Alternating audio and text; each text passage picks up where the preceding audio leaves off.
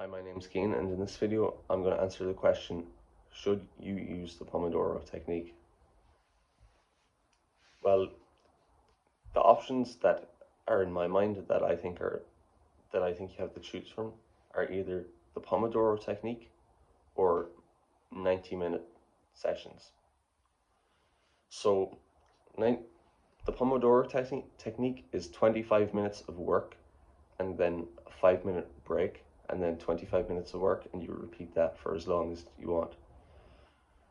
The 90-minute sessions, I'm just going to call them the deep work sessions because that's just what they're being called.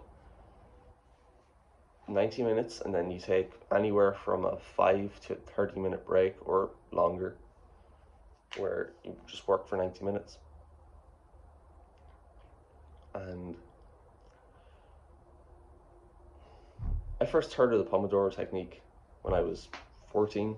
I had a geography project due on online school, so I tried it.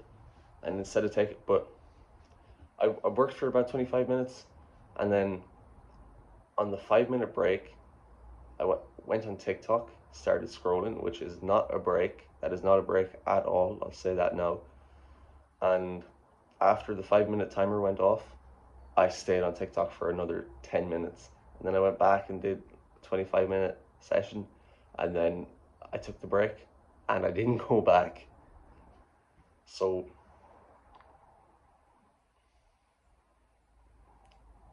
when you do these short sessions and these are really short breaks, you just set yourself up for failure. There's no way you're getting into a flow state, and you have no chance of building up momentum within the session because it's too short of a time.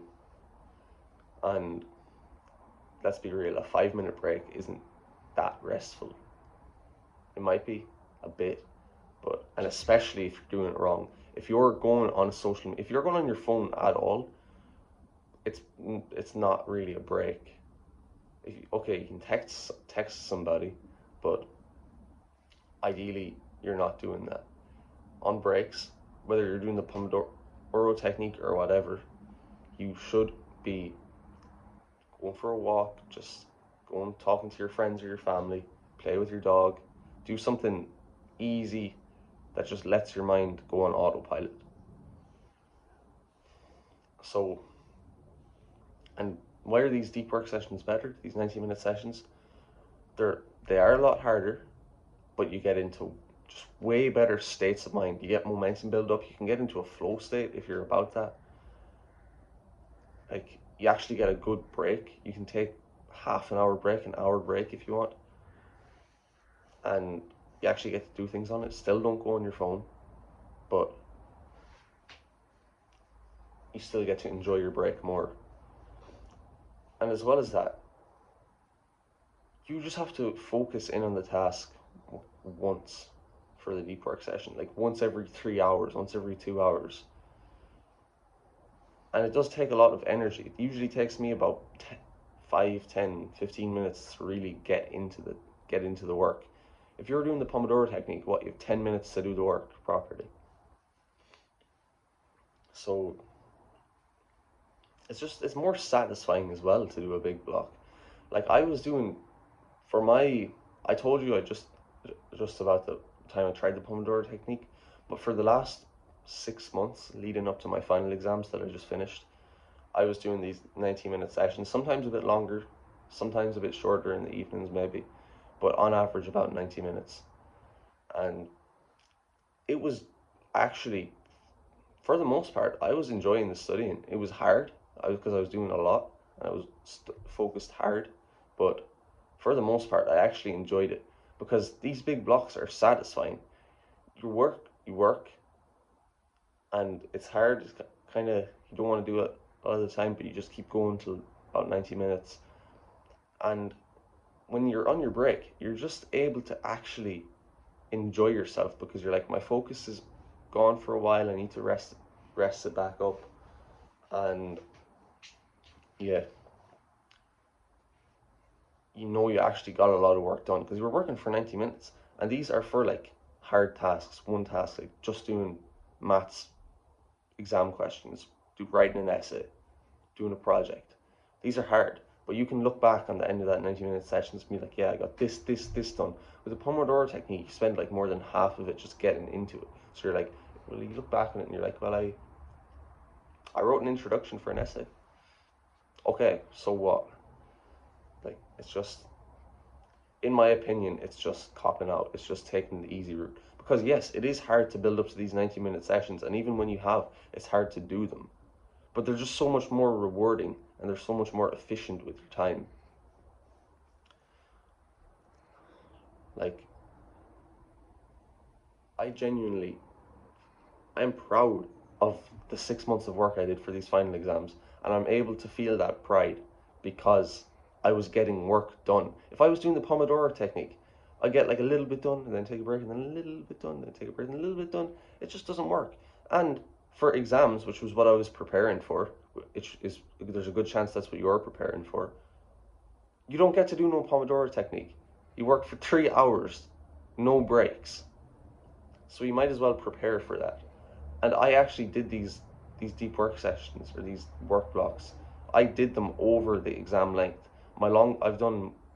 Did about 3 hours and 20 minutes, 3 hour and 20 minute sessions, which is the longest exam length. And I did one 3.5 hour session. To be able to work for that long is genuinely so satisfying. It's so cool to be able to focus for that long. Like, it's way better in my opinion. So build up to working for 90 minutes straight. Take it one step at a time, but build up and eventually you will get there.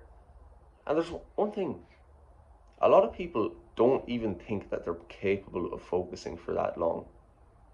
Well, of course you're not now. You haven't made an effort to build up there. Oh, I've tried to focus, I've tried to study.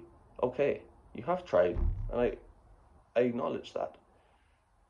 But you can try harder. You can easily go from 20 minutes to 22 minutes, from 22 to 25, from 25 to 30, 30 to 35. You can build up and you can get there. And if you're improving the other areas of your focus and your health, you will get to 90 minutes, no problem, in a month, 2 months, if you really try. But you'll get there. I promise.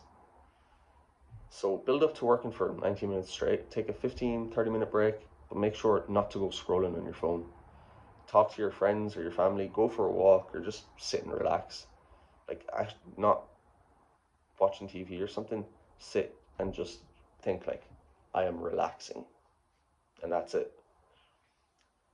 You will feel rested, you'll feel ready to go again. And it's just really important that you use these breaks properly, because it's not just what you do before the session and during the session that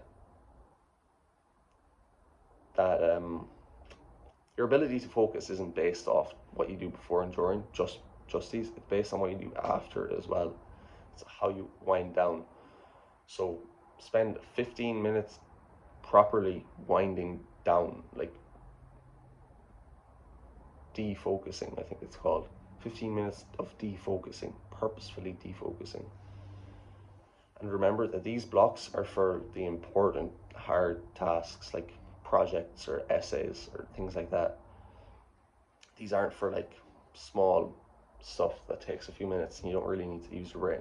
For those small things, just have like, I don't know, maybe just like, you can have a 90-minute block, yeah, that's fine, but just don't do it, those things early in the morning if you can avoid it. Maybe leave those to like the afternoon, evening, and just bang them all out in one session. You could nearly do it as a deep work task if you're just aiming to get it done in like as fast a time as possible. You could actually do it like that. Yeah, I might start doing that. Make like a deep work session and just do all the small things in that. That might not be a bad idea. But the first 2, 3 90-minute blocks are for the hard tasks. And don't mess up your focus by switching tasks within the 90-minute block. Just do one task for as long as it takes. If you finish it, okay. If you finish it with like 45 minutes left, okay, man, then you can switch. Like you finished it. But if you're not finished it, don't go switching tasks because you're bored or something. Just do them in the next block. So yeah, I hope you find this helpful, and that's my answer to should you do the Pomodoro technique.